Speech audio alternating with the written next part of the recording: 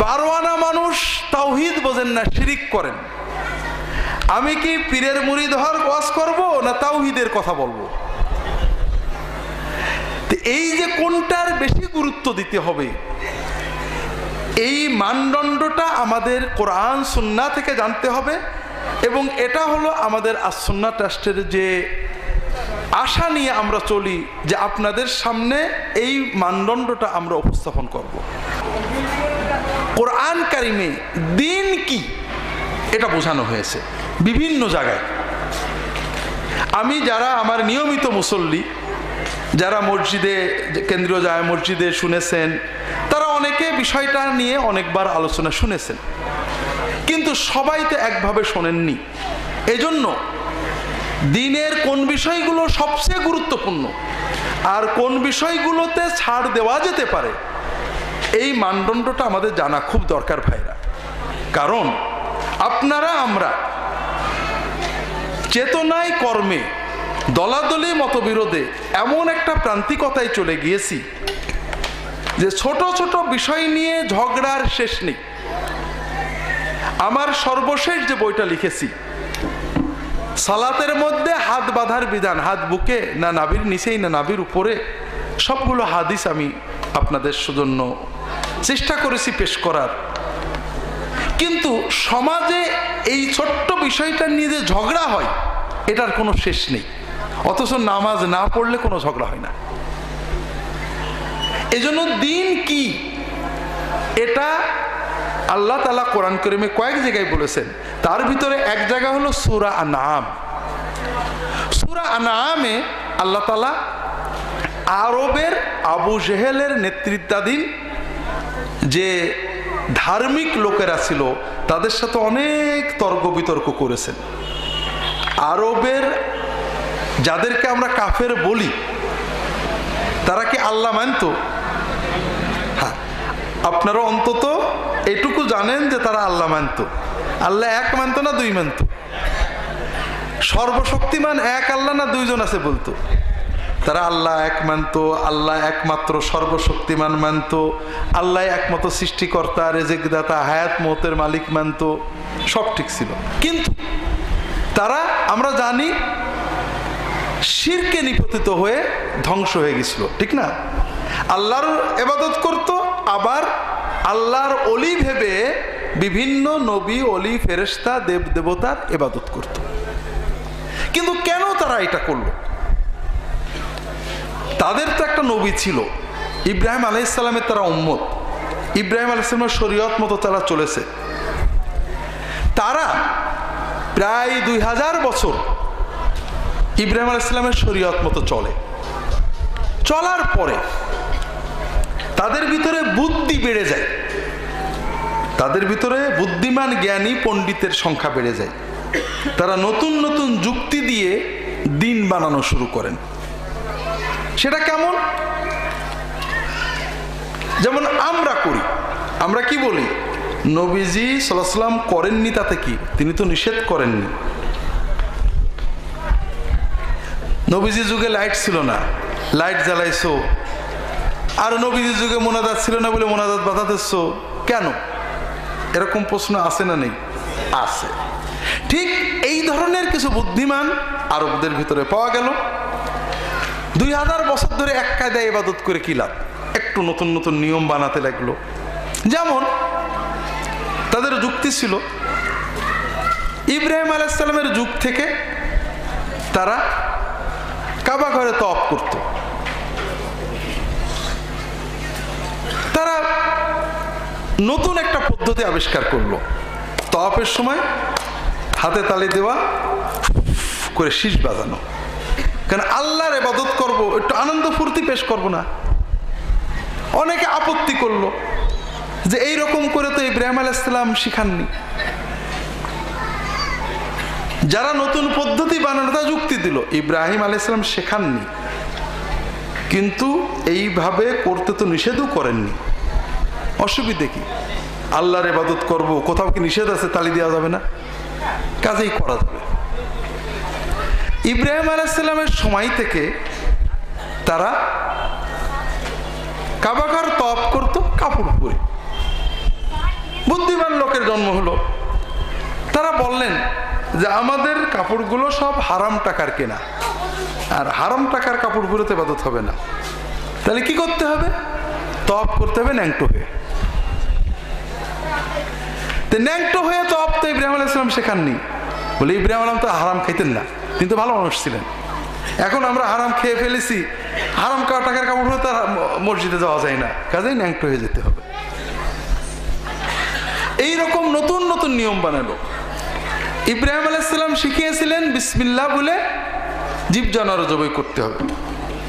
ওরা বললেন হ্যাঁ এটা ঠিক, তবে অমক নবীর নামে মানত হলে, অমক অলির নামে মানত হলে, অমক ফেরেশতার নামে দিলে তখন ওইটি আর আল্লাহর নাম নেওয়া যাবে না, তখন ফেরেশতার নাম নিতে হবে। যারা বাধা দিল তারা বলল যে এইভাবে তো ইব্রাহিম আলাইহিস সালাম শেখাননি। ওরা বলে শেখাননিতে কি হয়েছে, নিষেধ তো করেননি। আল্লাহর মাহবুব বান্দাদের মহব্বত করা তো ভালো, আল্লাহ খুশি হয়, কাজে আমরা তাদের নামে দিয়ে একটা জবাই করলে সমস্যা কি? কথা বোঝেন?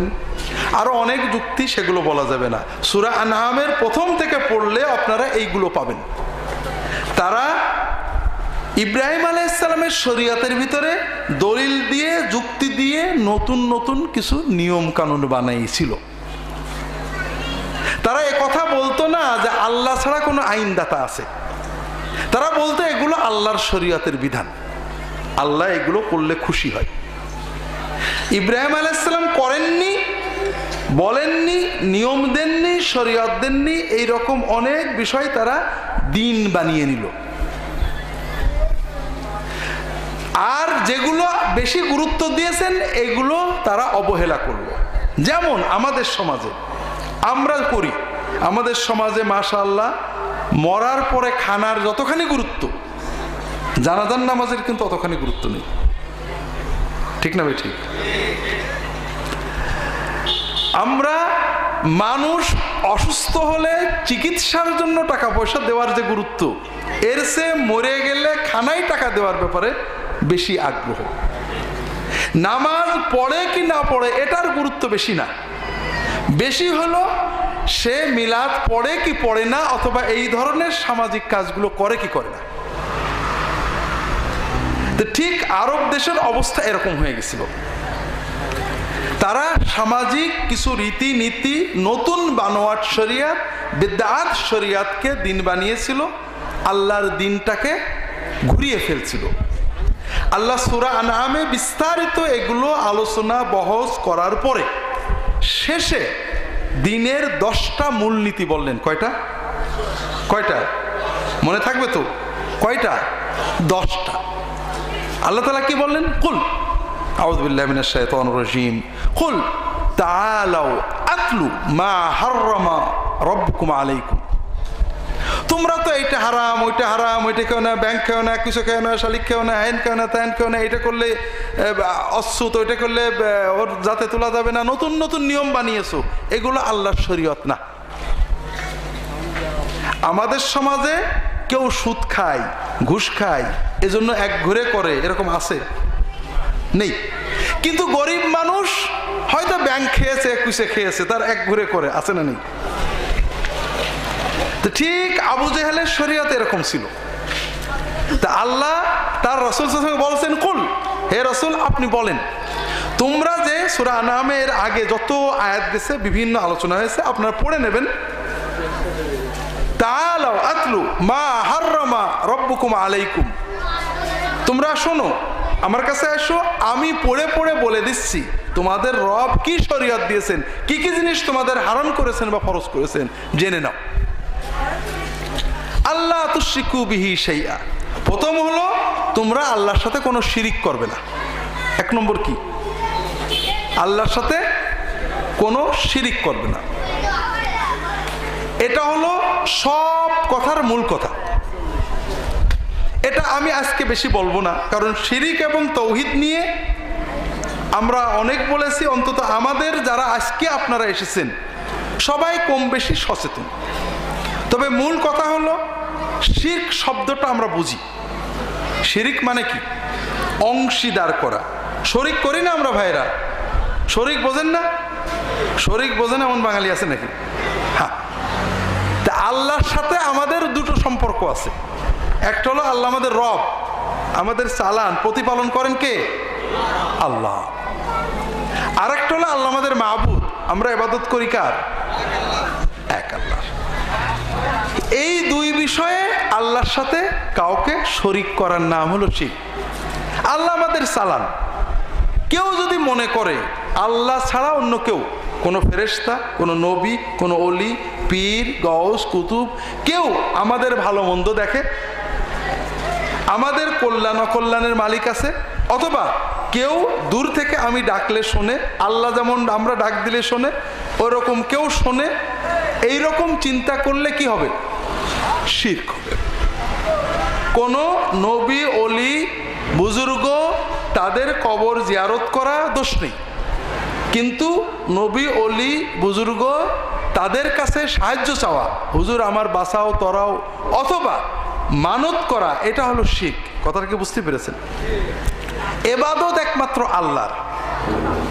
আল্লাহ ছাড়া কারোর যদি কেউ ইবাদত করে সেটা কি হবে? যেমন সাজদা একমাত্র কে পাবেন? আল্লাহ।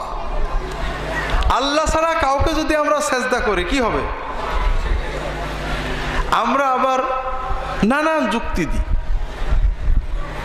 কদম বুসি করতে যে সিজদা হয়ে যায়, হয় না? হয় না? হয়। কদম বুসি ইসলামে নেই। আল্লাহ রসুল সাল্লাল্লাহু আলাইহি ওয়াসাল্লামের সবচেয়ে সেরা মুরিদ ছিলেন আবু বকর, ওমর, ওসমান, আলী, সাহাবায়ে কেরাম রাদিয়াল্লাহু তাআলা আনহুম, ঠিক না? তারা কোনোদিন রাসূলুল্লাহ সাল্লাল্লাহু আলাইহি ওয়াসাল্লামের দরবারে এসে কদম বুসি করেছেন পাবেন না। রাসূলুল্লাহ সাল্লাল্লাহু আলাইহি ওয়াসাল্লামের মেয়ে ফাতেমা রাদিয়াল্লাহু তাআলা আনহা কোনোদিন তার কদম বুসি করেননি। হাতে চুমু খেতেন, কপালে চুমু খেতেন। রাসূলুল্লাহ সাল্লাল্লাহু আলাইহি ওয়াসাল্লামের স্ত্রী, কোনো স্ত্রী তাকে কোনোদিন কদম বুসি করেছেন পাবেন না। কেউ আবেগে হঠাৎ পা জড়াই ধরেছে ভিন্ন কথা, তারপরও আমাদের অনেক আলেম কদম বুসি জায়েজ বলেছেন, অর্থাৎ কেউ যদি আবেগে করে ফেলে গুনাহ নেই, সুন্নত না, ইবাদত না। কদম বুসির নামে একেবারে আধা সেজদা হয়ে যায়, রুকু হয়ে যায়, হয় না? হয়। অনেকে বলে এটা তো সেজদা না, রুকু হলো।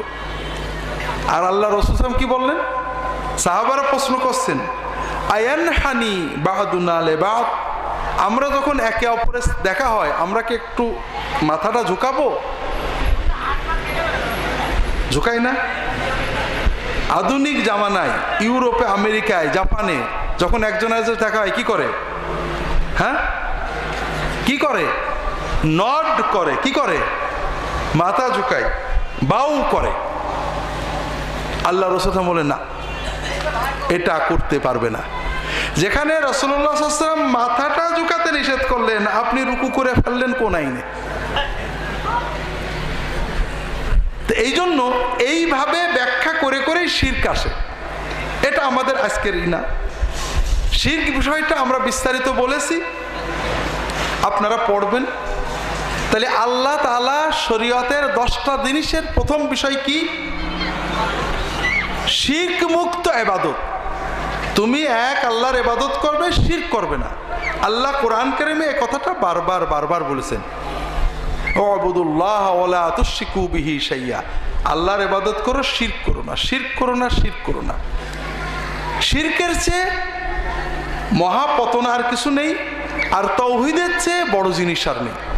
আল্লাহ রাসূল সাল্লাল্লাহু আলাইহি ওয়াসাল্লাম বলছেন, আল্লাহ তাআলা বলেছেন, ইয়া ইবনা আদম লাউ আতাইতানি বিকুরাবিল আরদি খাতায়া সুম্মা লাকিতানি লা তুশরিকু বি শাইয়্যা লা আতাইতুকা বিকুরাবিহা মাগফিরা। হে আদম সন্তান, তুমি যদি আমার কাছে আসো, অর্থাৎ কিয়ামতের দিন আমার কাছে আসো, তোমার গুনাহ দিয়ে দুনিয়া ভরে ফেলেছো, এত গুনাহ করেছো যে দুনিয়া ভরে গেছে, কিন্তু তোমার গুনার ভিতরে শিরকি গুনাহ নেই, তাহলে আমি আল্লাহ দুনিয়া ভরা মাগফিরাত দিয়ে তোমাকে মাফ করে দেব।